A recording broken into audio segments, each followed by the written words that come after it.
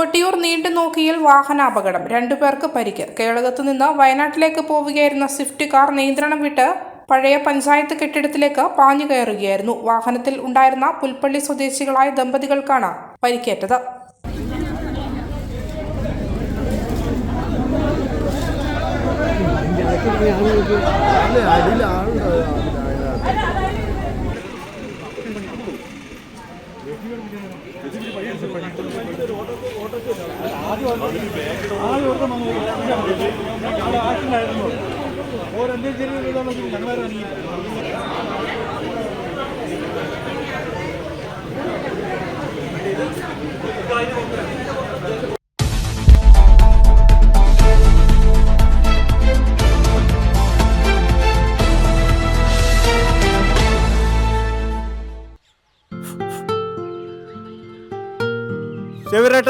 പാല് ട്രെയിലർ വെച്ച് വെച്ചിട്ടുണ്ടാ ഉണ്ണിയായി ആ ഒട്ടുപാലം മുഴുവൻ എടുത്തു വെച്ചില്ലേ?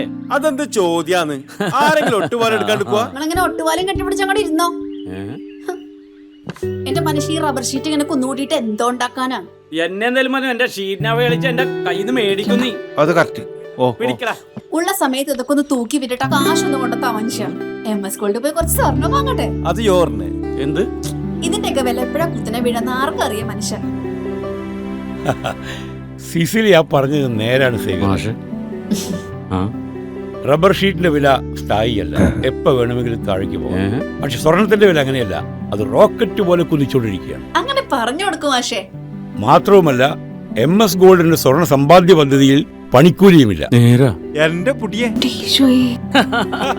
MS Gold and Diamonds, Iriti, Peravur, Ramanagara, Kanagapura, the real source of purity.